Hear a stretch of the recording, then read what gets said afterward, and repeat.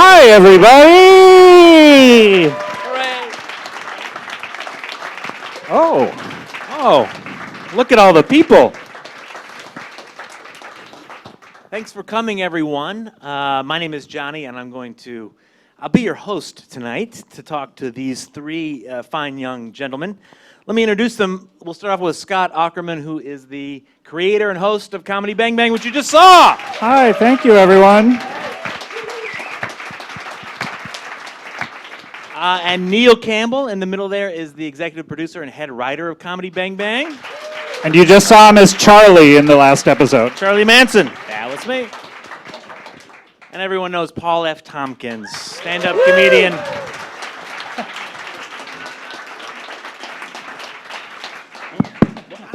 Oh, did that actually hurt? Take it easy, guys. First of all, I have to apologize to Paul because I think IFC sent the wrong episode. It was supposed to be the previous one that he is in. And it was great to see this, though. I really enjoyed it. Hopefully you all know Paul, know his work on the show. And it was weird, though, that it was one that featured a lot of Neil Campbell this episode. Ton of Neil Campbell. Are we sure it was IFC's mistake? Or IF Campbell. All about Neil. That's right. I was the star. But Paul has been on, I think, more than anyone else on the show. I believe so. Yeah, other than myself or Neil, I guess. And Reggie. Yeah. This one put you over the top. The screening, yeah. Congratulations. So hopefully you have seen the show before and you know who he is and what he does. One of the best comedians of all time. Hey! One of. I'm talking like in the whole span of human history, No, there's I probably understand. been 5 million good comedians, and you're one of them. 5 million? Yep, there's 5 million. I question that statistic. So, Scott, let's begin at the beginning with you. You grew up in Orange County, is that right? A hotbed of alternative comedy? Orange County, California, where, yes, where being an actor in Los Angeles seemed like the furthest thing that you could ever do. Mm-hmm. Even though it's only 45 minutes south of here. Is that true, though? Was it really that strange? It because seemed it's so close. No, yeah, you didn't know anyone who had ever come from there, who had ever been an actor other than Steve Martin and Kevin Costner. Those were the two success stories. But out of all of acting, you know, I think only 2 people just made it seem like you could never really do it. Yeah. So how did you, in that environment, how did you get turned on to comedy? I know you and Paul worked for Mr. Show, right? That was your first big gig. Oh, thank Mr. you. Show, give it up for Mr. Show.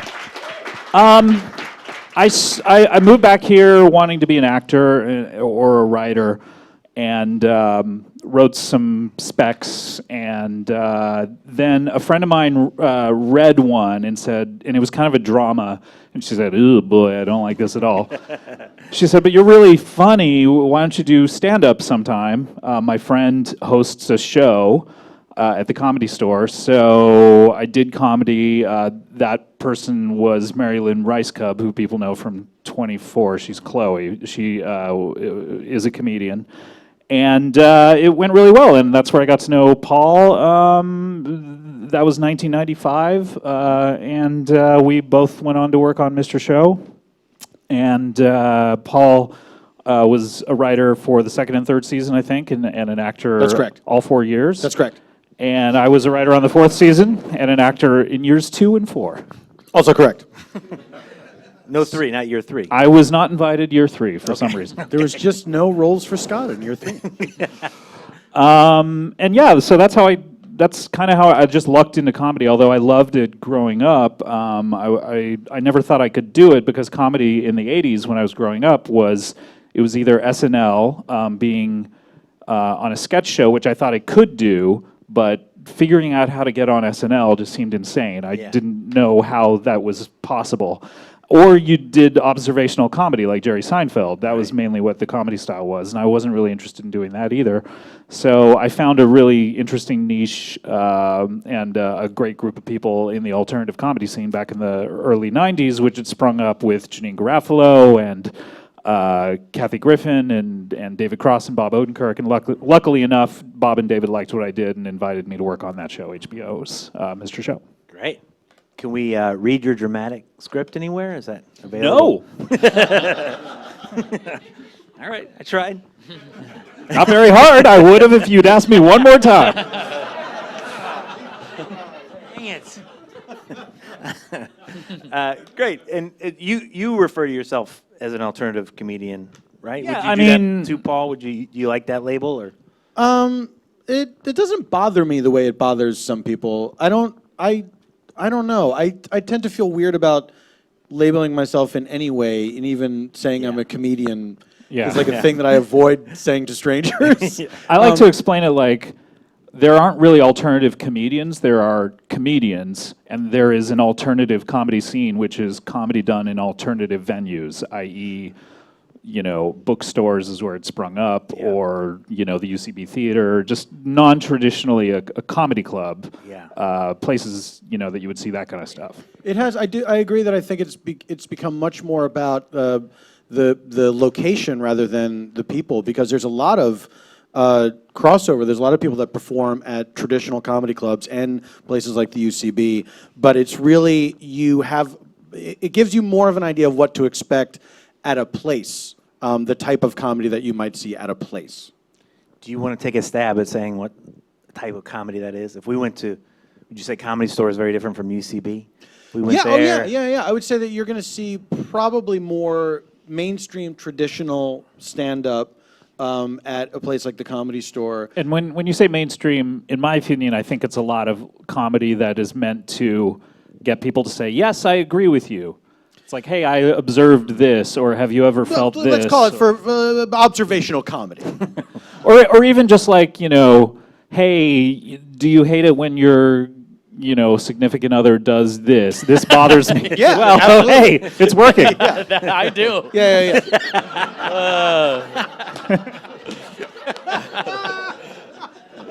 Scott, you've really stumbled onto a great bit I think I might have a new chunk.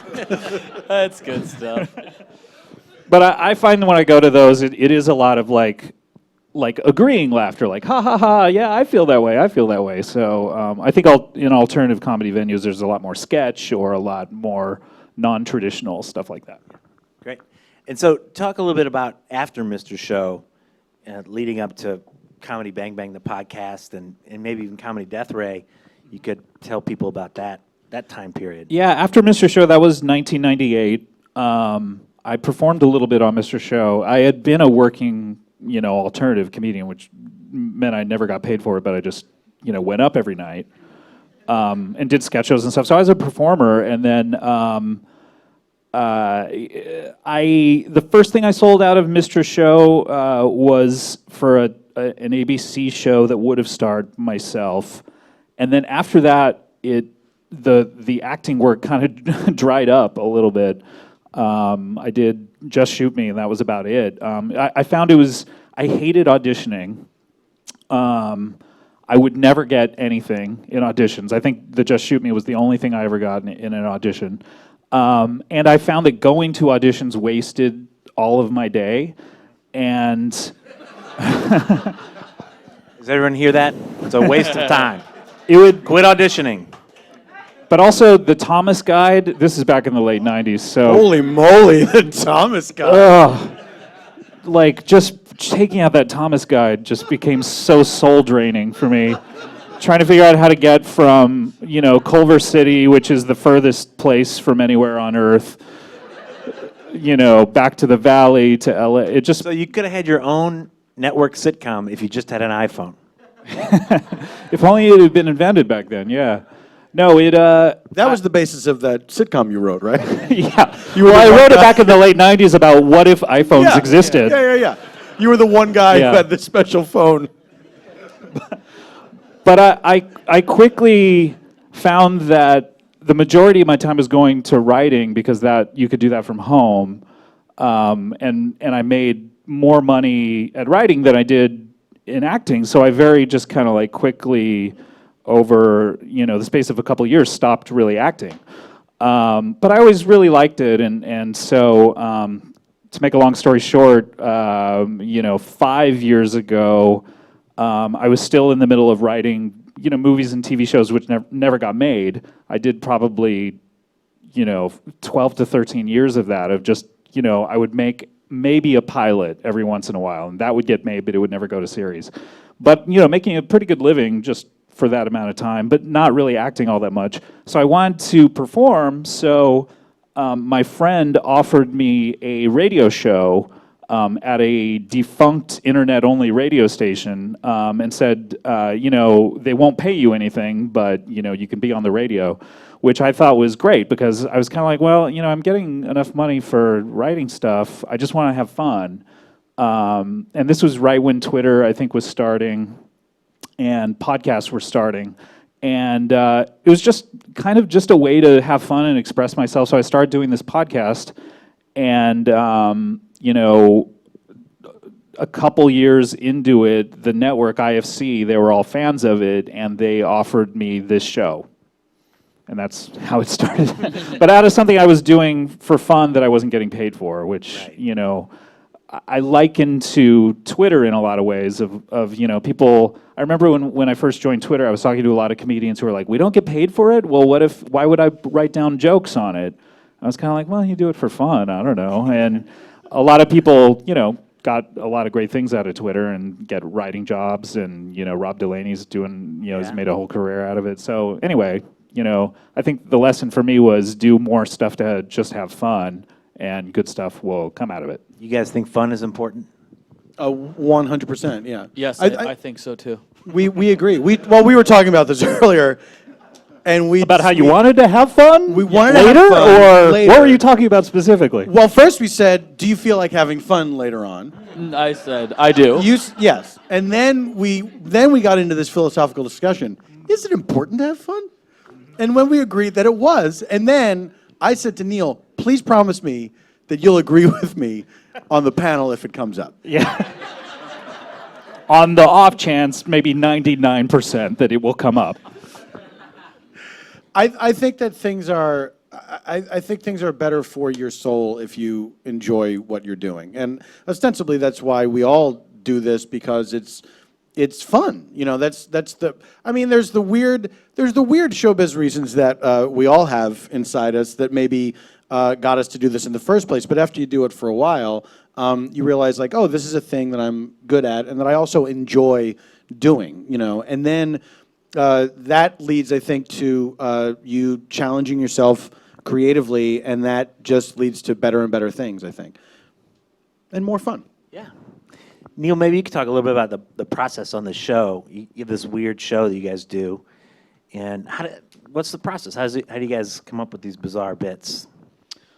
Well, a lot of the stuff. We have a writing staff, and we get together. It's like any other show, and we pitch ideas. And Do you want to take like that episode they just saw as an example of how? Yeah. It came together? So for that one, we just The talked one that about didn't have Paul in it. the one. Yeah. First we said, can we do an episode with zero Paul in it?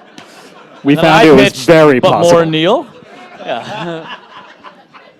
I think that one came out of us talking about what are the different types of shows. A lot of the show takes a look at different shows through television history or just different sort of formats of shows. And we went, well, it would be fun to do a black and white one and change the aspect ratio from That was 16. very important to us. We were like, we don't want it to be this. A little more like that. Yeah. That's what we were asking. Yeah.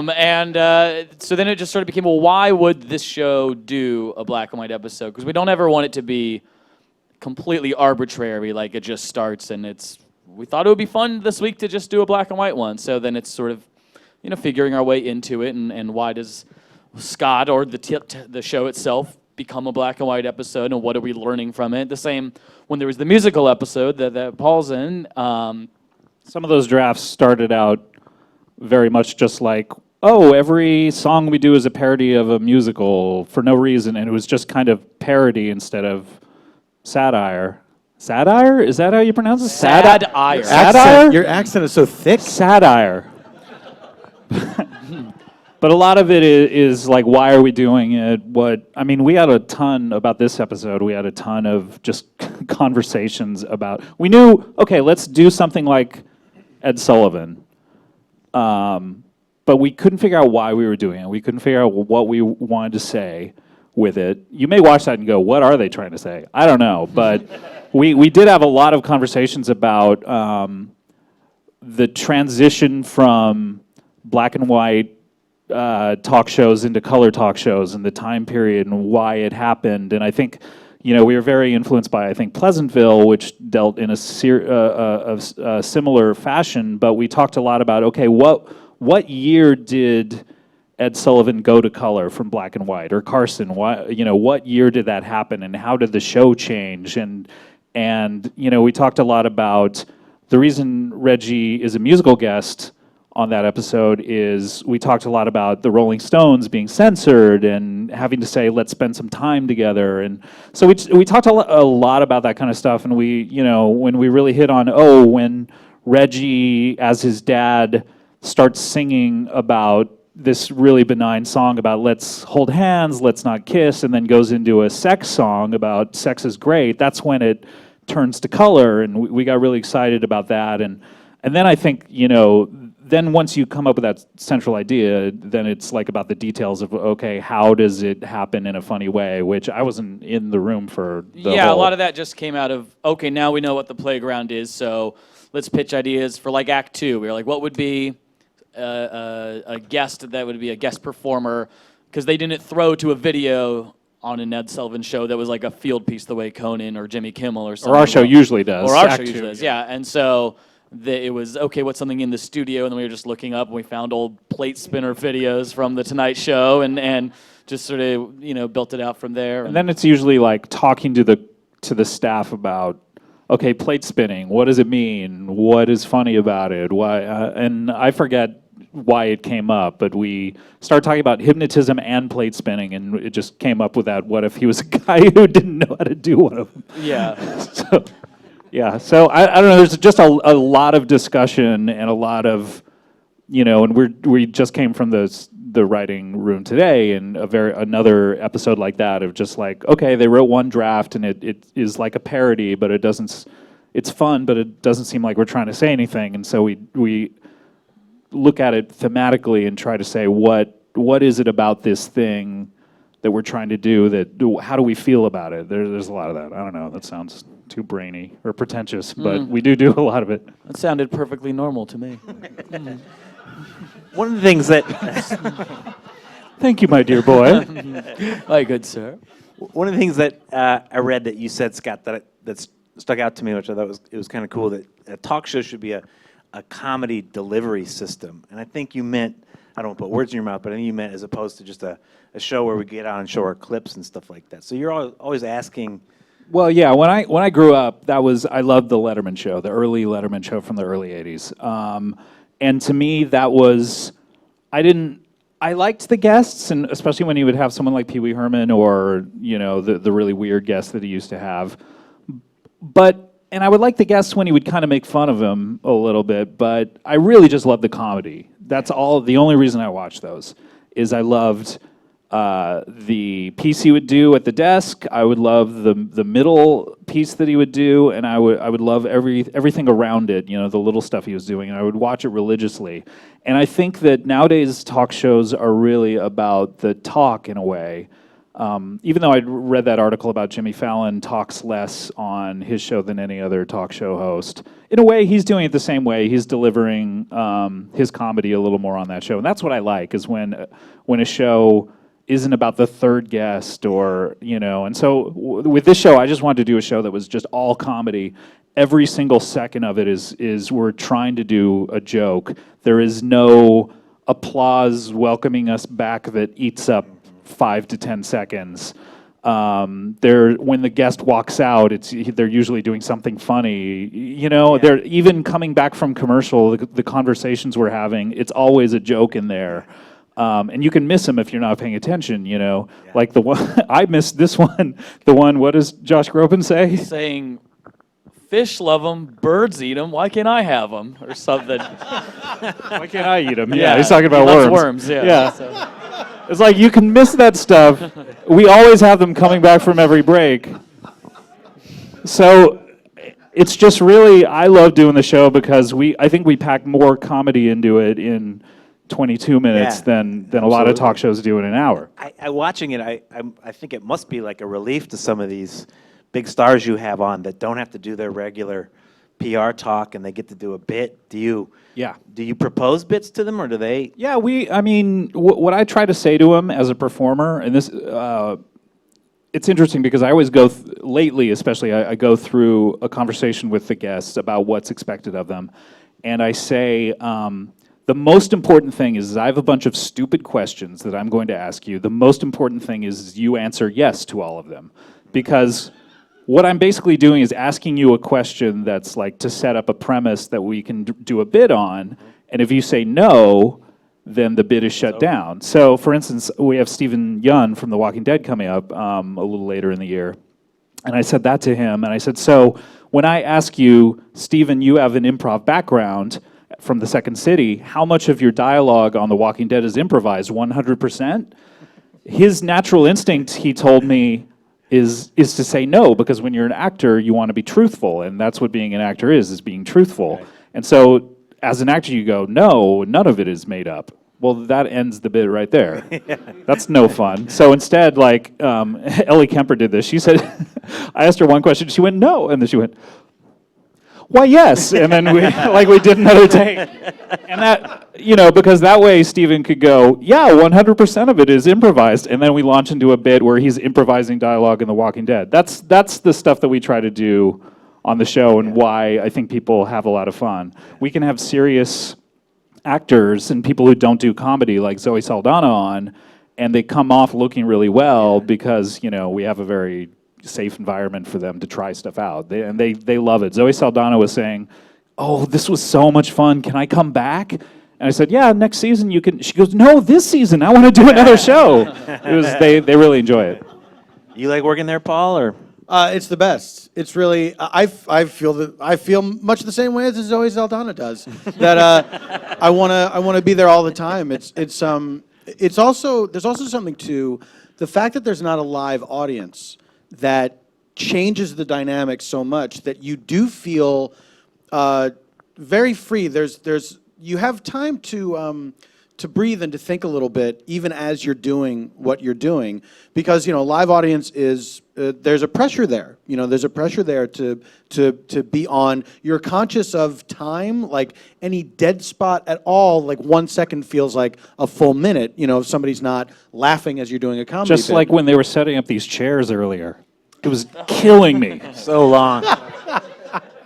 I was dying over there, and he was messing with the exact angle this was at. Like, there's a crowd here. Let's pump it up. But hold on a second, though. Folks, how about that table, right? Look at the table, everybody. That looks pretty good. It looks pretty good. But and imagine how much better it would be if you guys weren't here. We could relax. The finished product.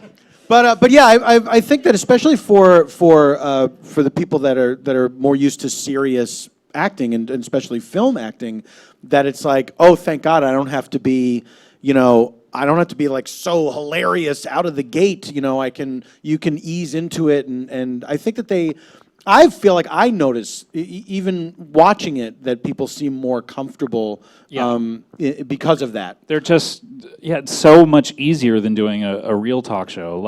I'm doing a real talk show at the end of the month, and I'm stressing out Which about one? it. Seth Meyers. Yeah. And I'm sitting here stressing about it, like, how's it going to go? It's live to tape. They can't cut anything out if I stumble over a word. It's just such a stressful environment. And, I have my own talk show.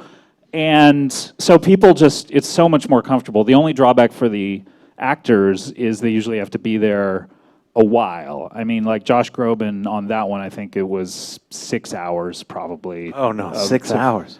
Well, that's like a full school day. And he had to do schoolwork. If it's 6 hours or more, you have to do homework. To get a tutor, yeah. No, but actors, when they're conditioned to think they're going on a talk show, and it's not an acting gig, we try to stress to everyone, this is like a sketch show. You're doing a sketch show. they just, they feel like it's a talk show. So after hour 2 or something, they start yawning. And but that's the only. You mean on camera? Well, yeah, cameras are pointed at them all the time. So, but They're not necessarily sitting on the set the whole time. I mean, there are. It depends on how involved the show is, because we're usually going. There's Yeah. not a lot of downtime. and a lot of so- and bits are interconnected, and and there's things that run throughout the whole episode. So, and like, everything. Paul, you're what we call the B guest, which is the person who comes out in.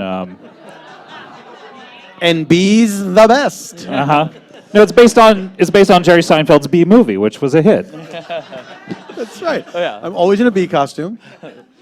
But you don't come out till the third act usually, and it's so much easier for the B guests. The B true. guests are basically there for 90 minutes tops. It is so much more fun, I think. This is why I have avoided being famous. Because I don't want to do fucking word problems with Josh Groban or whatever. Fractions. I know a lot of people are interested in process, like how do you get here? We talked a little bit about the Bang Bang podcast. How many episodes do you know? How many? episodes? Yeah, a week from today, the 300th one is coming out. Yeah. And we've done probably 50 aside from that are like live only or bonus episodes, stuff like that. Yeah. You said that IFC listened to that, liked it, offered you to the show, made it sound very easy. Yeah. It was easy. Okay. It was easy. It's easy, guys. No, I had been a working television producer for, since Mr. Show, so it was something where they tested me out on camera doing these kind of interstitials for the station. They said, "Oh, he's good on those." They liked the podcast. They knew that I was a really good producer, so they said, here's some money, make a pilot, develop it. We don't need to know what it is. We'll work with you on it. And so we shot a lot of stuff for the pilot because I was convinced we were going to cut a lot of it, and I just wanted to overshoot. And we ended up using all of it because I really liked how fast-paced it was and how the jokes flew by. And so we ended up using all of it, and the pilot was so good that it actually, there weren't any changes. They just put it up as one of the episodes. So, and that was the template that we used for the whole show. Great. One thing, what I'm thinking of is the hours of toiling you did before that, and I think that's one thing when I'm talking to people who are successful or they're making it is tens of thousands of hours that they put into this.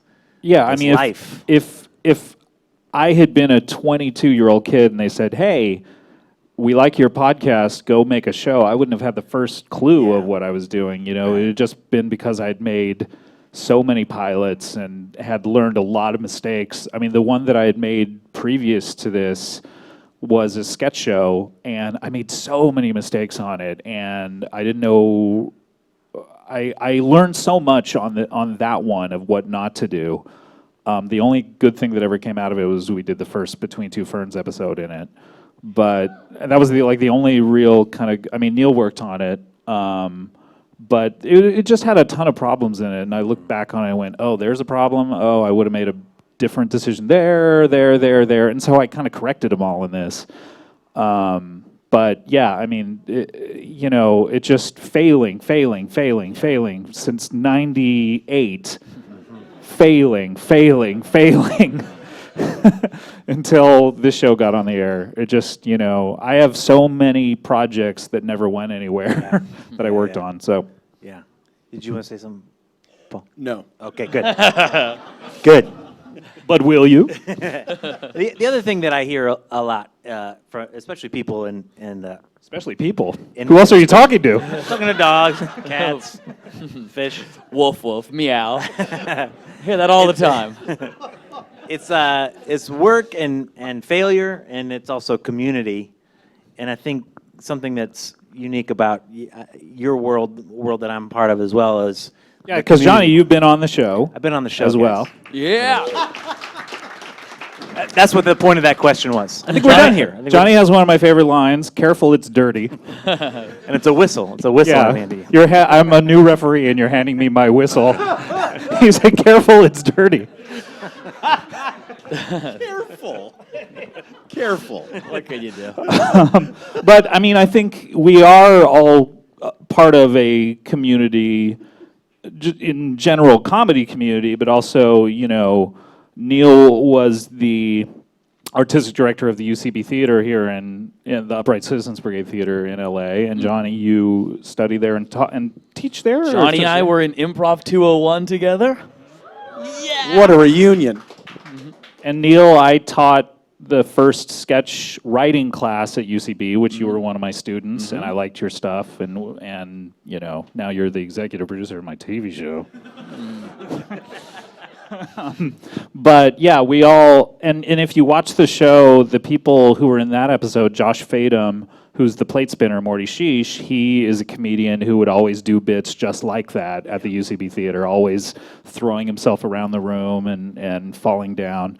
And almost every single person you will see on the show, if they have one line or even extras, are people that we know from the UCB Theater or comedy in general.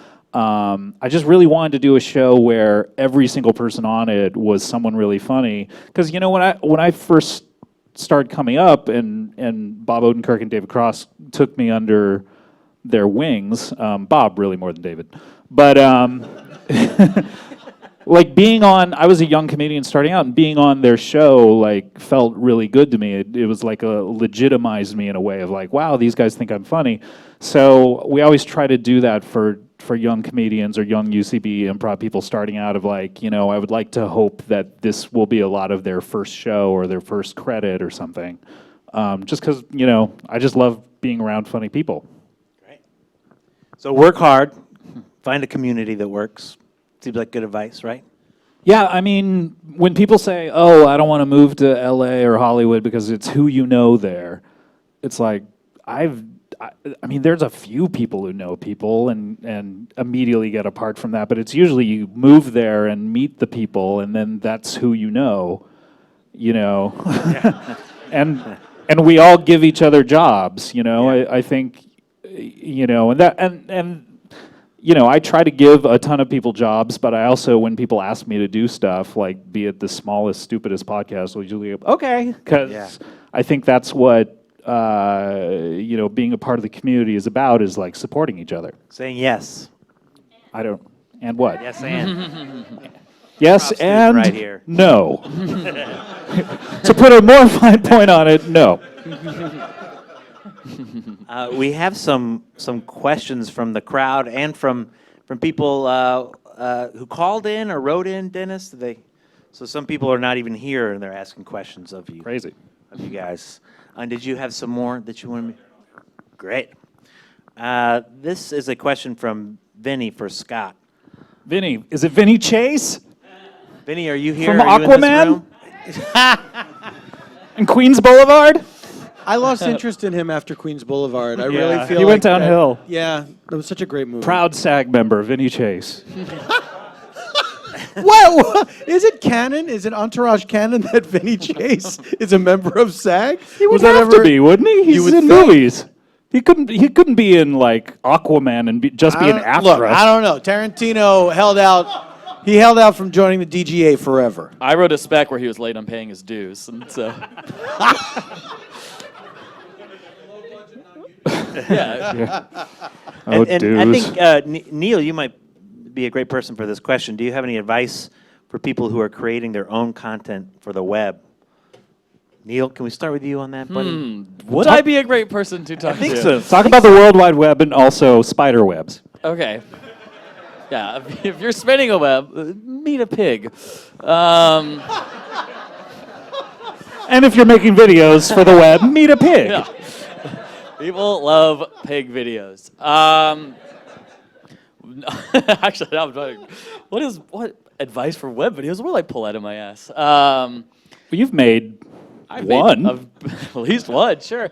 Well, I think that just kind of goes back to the having fun thing of do something that don't wait for other people to ask you to do something. Make the thing that you want to make. So if you can shoot something and put it up, do it. I would say also I know a lot of people sort of talk themselves out of making videos because they are waiting to get a really great camera or get edit or learn to become a great editor somehow without making videos first. And Or I need to find the right director. Or yeah. And I think just start making stuff and learn on the fly. And you can always take a video down later if you're ashamed of it. But I mean, I mean, if you take something down on the internet, there's it doesn't. no way it's elsewhere. Yeah.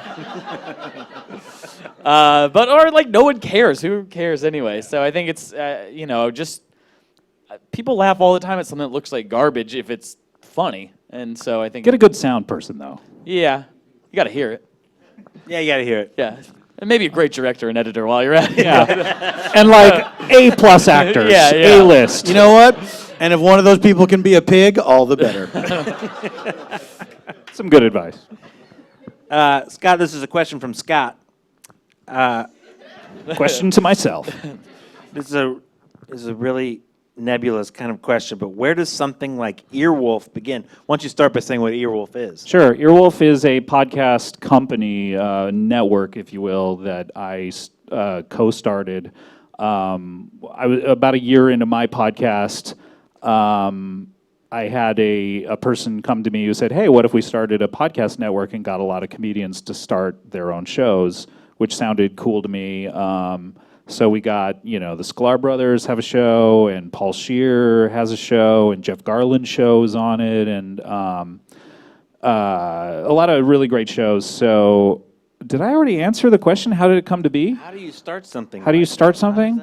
You have to find good people with whom to collaborate. I mean, it was a good partnership between me and Jeff Ulrich, who I started it with in the sense of I don't know anything about business, and he doesn't know anything about comedy, and still doesn't know anything about comedy. And I learned about business, but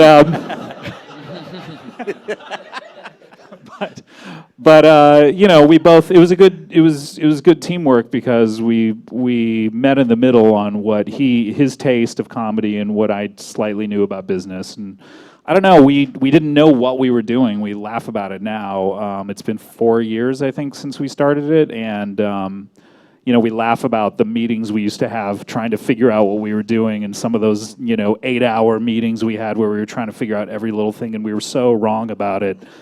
But now it's going really well. But I mean, the important thing was we just threw ourselves into it and said, okay, well, it's happening, we're doing it, and put our own money into it, and just because we believed in the idea, and just did it and didn't wait for anyone to say, yeah, maybe in a year you should do this or anything. We just were like, now's the time, let's do it, and so we did it. That's something I feel you hear so much in this industry is, I don't know if you hear it, but it just never happens. It takes forever for anything to happen. And you never want to be late to the party. Yeah. You always want to be precisely on time or 1 minute early to the party. Right. Or 5 minutes early. Have you ever Are been you to a talking party about an hour early? Are you talking about an actual You're party? talking a real Yeah. party. I thought we switched topics to parties. We're not. What time to show up to the party? Don't show up empty-handed to the party. Sure, always bring a bottle of wine or something of that ilk to the party. That's right. Diane has a question for all of you. Oh, I hope it's about parties. It kind of is. It's a two-parter. The first part, Two-partier. how often do you find you're having to reshoot because you can't stop laughing? That one that we were going to watch here. Yes, where Paul played Werner Herzog. Yeah. We had I forgot what a hard time we had getting through that. We laughed a lot. I watched the uninterrupted cut, or the uninterrupted take of it. And yeah, there was a lot of composing ourselves and then stopping and continuing. And it's a bit that you and I had done before. We had done it on stage previously. It was a bit where Werner Herzog, his new film, he did the sequel to Bad Lieutenant called Bad Lieutenant, Port of Call, New Orleans. Excuse me. It's Bad Lieutenant, Colon. Yes, sorry. Port of Call, New Orleans. And so his thing was now to do sequels of movies he did not make the first one of. Right. And so he's making a sequel to Good Will Hunting, Port of Call, Los Angeles. That's right. Where Good Will Hunting drives to Los Angeles to follow Minnie Driver's character, Skylar. Skylar, inexplicably His British. inexplicably British girlfriend. And when he gets to Los Angeles, he sees a billboard for The Crazy Ones, starring Robin Williams, right. the actor Robin Williams, who he thinks is his therapist. He goes crazy and then murders everyone in Los Angeles. Using a combination. Use a combination of his skills as both a math genius and a janitor. Which there was a lot cut out of that. There was great detail about how Matt Damon killed people. Yeah. Using Will Hunting. Yeah. Because eventually he faces off against Matt Damon. That's the last person he kills, is the actor Matt Damon. He kills people with mops and with and equations. complicated equations. Yeah. There was that's really fun for me is, unfortunately, we tape probably a half hour with people like Paul, just improving, and we have to cut it down to a 5-minute thing, you know? So there's so much great detail. We usually put it all on the DVD. There's so much great detail cut out of it, and it's always a choice of like, oh man, I really want to use that thing that Paul said, but the storyline has to continue. Actually, one that we just finished working on is Horatio Sands' episode. And what I found with him is the story he was telling, the editors put together just a pretty logical cut of his character telling a story, and it wasn't all that funny, and I remember crying laughing. Yeah. Literally in that episode, you will see me wiping tears from my eyes. But it wasn't tracking in the edit, and I was like, oh, you know what? Horatio's comedy is all about what he's doing around the story. Mm-hmm. So we put in an edit where the story isn't really making sense, but his additions to the story are what is really funny, and it's so hilarious, and you'll see why I'm crying laughing. But yeah, it's tough. The second part, you want to hear the second part of Diane's question? It's kind of cheating, but okay. I'm pretty sure all of you would make awesome friends. Do you want to come by for barbecue and a pool day this weekend? Pool day, I don't know exactly what that means, but... Pool day? Oh, I know what it means. This Diane's a real creep who wants to see people half naked in her backyard. Bet she doesn't even have a pool. You get there and it's like, oh, that's right, they're supposed to dig it yesterday. I'm so sorry. Well, we should all get our bathing suits anyway. Diane. So no? The answer was no? No, I'll be there. Yeah, we'll be there. This is a question from Kim for Scott and Neil. What made this project different from all the previous ones that didn't take off? Your failures. Let's talk about why this is better than your failed project. No, Johnny's right. It bears repeating. Failures. I think this is a super nerdy answer. Okay, the problem with my previous sketch show is something called Point of View, which was I put together a great cast, I put together a great director, I put together great writers, but it was a sketch show where it was like you'd watch it. It started with a sketch, then it went to a different sketch of different people doing a sketch about something totally different, and then it went to Between Two Ferns, and Zach was there, who had never been there before, and he did a sketch, and then a different sketch. And what we tried to solve with this show, and what is really interesting about the talk show, or the fake talk show format, is Point of View is really clearly established of, well, it's me and it's Reggie, and, yeah, I have to play the straight man in it, but the show needs that because for point of view purposes, because if you were just watching a bunch of random things happen, you would kind of go, oh, yeah, it's kind of funny, or it's really easy to turn it off after one that you like, but another one starts and you don't like it. Whereas if you have story pushing it forward in point of view, you can do anything in that case. We do anything on the show now, and it's really because we have the freedom of knowing, well, it's about me and Reggie and our adventures. So that's a super nerdy answer. But no, it's true. But it helps the audience to have something to grab onto, to say, like, you can have whatever crazy world you want to have as long as you have some parameters to your crazy world. And say, like, under this dome, like not under the dome.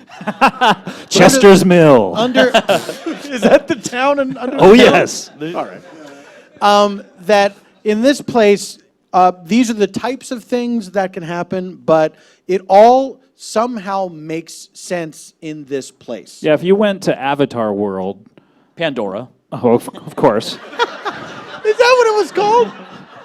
God, that's dumb. But if you went there without the guy who gets you there and the mission he's on and Sully. seeing everything through his The eyes. mission is to get unobtainium. Unobtainium, of course. Yes. And You really should have done your homework before you showed up here, Scott. But imagine if you went to this new movie Avatar and it started fade up and you're on Pandora and blue people are flying around and it just was, like a bunch of, storylines, short stories from Pandora. It really wouldn't have been all that interesting. Would have been like Delgo. Yeah, that's true. Delgo, check it out. Look it up if you haven't seen Delgo. Avatar is a straight ripoff of Delgo. I believe Cut Delgo. this out, right? Yeah, sure. Delgo made the least amount of money. I believe it's a world record holder for making the least amount of money of a film ever. That's not. What was the one with Matthew Broderick as the animated mouse? I think Tale of Despero? Tale of Despero. I think that held the previous record. right. Anyway, we could talk about People Delgo all day. To talk about Delgo versus Tale of Despero. Neil and I rented a theater, the Sena Family Silent, just to show Delgo once because we were making so many jokes about it. So we think Delgo's hilarious. And someone had asked, and maybe you can answer this, Neil, what makes a good sketch packet if you're putting together a sketch packet? Neil read, by the way, 170 sketch packets for this season of the show. And I watched web videos. Now I should have thought about that. I read a lot of sketch. Also, when I was AD at UCB, I was reading a lot of sketch packets. So I've read quite a few. Really, I think it comes down to you can just sort of tell when someone's writing something that they think is funny versus what they think is supposed to be funny or what other people will find funny, or when they're just writing a ripoff of a sketch they've seen. Even if it's not a deliberate ripoff, they're not plagiarizing, that they're just kind of going, I see this type of sketch work, so I'm going to write this kind of a parody of, I don't know how many times you read a parody of a prescription drug medicine, that I don't really feel like anyone watching those commercials has such a genuine reaction that they're like, oh, I want to express this. I think they just go, oh, I can write a really long list of side effects. No one's thought of that before, and you just... It sounds pretty good. Yeah, I mean... How long? And so it's just, you just can kind of tell when you're Point like, of view. oh, this genuinely tickles this person. This person wrote a sketch about a guy who gets obsessed with building his own pencil, which was a sketch in a packet of a writer that was hired this year. And it was like, this is truly funny. It had nothing I'm to in that do... sketch too. I'm in that sketch. Oh, too. Oh, yeah. Yes. That's right. This is about me, guys. But no, we found that a lot of people were writing stuff that they thought was the type of stuff that we would do, but it wasn't personal to them. Yeah.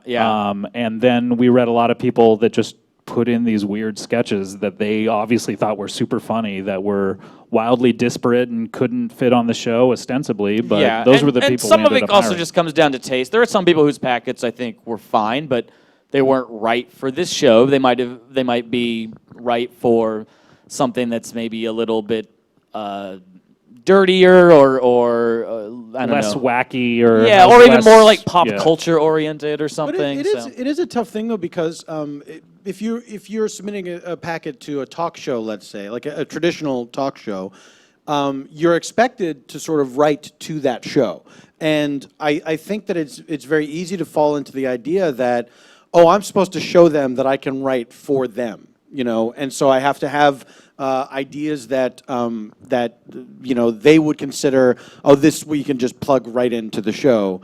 But it's I mean, how do you communicate to people like, hey, just write what you want to write? Well, our thing that we wrote up and sent out, literally, there was some stuff that was like, try to write this type of thing that we've done on the show, and then there was also, show us, just include 3 sketches that are your voice, that you think make you laugh the most. There also was one, write an outline of a show, but write it about something you find funny and something that is you really think is funny. And most of the people wrote it based on plots that they thought we would do. Yeah. And then the people that we really liked were the ones who like wrote about something very personal to them. I think there's a bit, I believe Scott it was and Reggie go to my mom's funeral. Sorry, everybody. So I don't have to. But I believe it was in Mike Sachs's new book, Poking a Dead Frog, I think, which you, Paul, are in. Yeah, that's right. You're in a book. Yeah, at least one. But I believe it was in that, but pardon me if I'm wrong, but it was and a writer talking about what he did to get his sketch packet noticed, and he said that he had like one day to do it, and he threw in stuff that wasn't right for the show, and was stuff they would never do, but it was stuff that he found really funny. And the people hired him and said, "You're the only one we want to hire because..." And he said, "Wait, my stuff isn't right for your show, I think." And they were like, "Yeah, but you're the only one doing stuff that's funny and that isn't cookie cutter." So anyway, that's some advice. I have one more question. No, sorry. Are you getting down on one knee for this one, Johnny?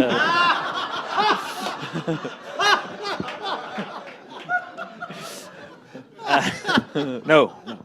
This is a question that's from Colin, I think, and it's for Reggie Watts, who's not here. Do you want me to text him? But then the question says, "Hey Scott." I don't know why "so's" in there. So Very conversational. I like it. Hey, Scott. So me and Vinny were talking. So What's going on with the Murphy Group? I was wondering, are you a snake? And if so, are you a slippery one? I think all three of you should answer that question. Great question. Really love to end these things on a question like this. I think it's a yes or no question. Are you a snake? Well, I think the second part of it couldn't be yes or no, could it? I think in a lot of ways actors are snakes. In the sense of we shed our skin constantly with each role. We're constantly trying to evolve and reshape ourselves into new horizons. And so, yes, I think we all are snakes in that way. And Neil? if you are doing musical theater, you need to learn your scales. Very good. Very good.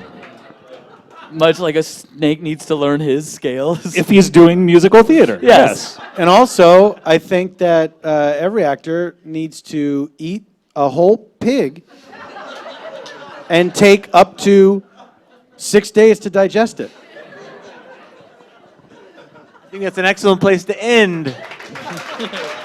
Give it up for Scott, Neil, and Paul. Thank you, guys. Johnny Meeks! Thank you, everyone, for coming. This is very nice of you.